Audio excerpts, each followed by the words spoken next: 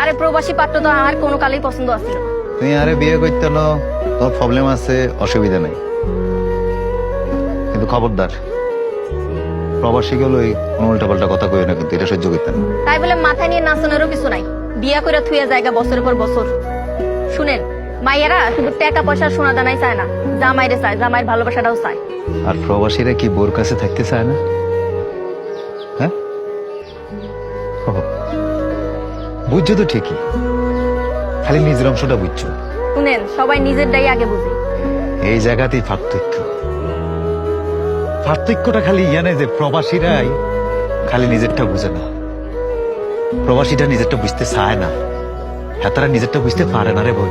এই প্রবাসীরা বুঝে জীবন মানে একটা পরিবার, জীবন মানে একটা সংসার, লতায় ফাতায় ফেসানো একটা আত্মীয় স্বজন, একটা গোষ্ঠী। এই প্রবাসী গো বুক খোড়ে, হেতা গো বুক খোড়া গন্ধে হেতারা নিজেকে সুখ বিলায়।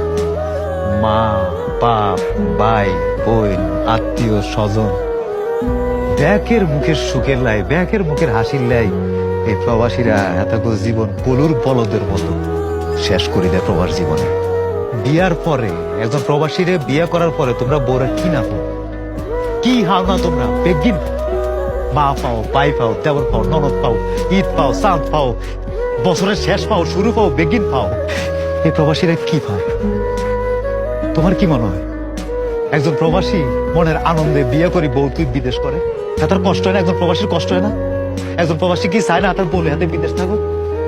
হ্যাঁ, তোমরা বিয়ের পরে খুব শুধু স্বামীরা হাও না, প্রবাসীরা কিচ্ছু হয় না, কিচ্ছু হয় না। তবু কি মনে হয় আঙ্গ মন নাই, আঙ্গ শরীর নাই? আমরা প্রবাসীরা বছরকে বছর বিদেশ থাই, পরিবারের লাই, সংসারের লাই, তঙ্গ লাই, আমরা কি পাই? আঙ্গ কোয়ালে কি জুটে পাই? আমরাও পাই। আমরা প্রবাসীরা যেটা পাই সেটা হইল 3.5 হাতের একটা ঘর পাই।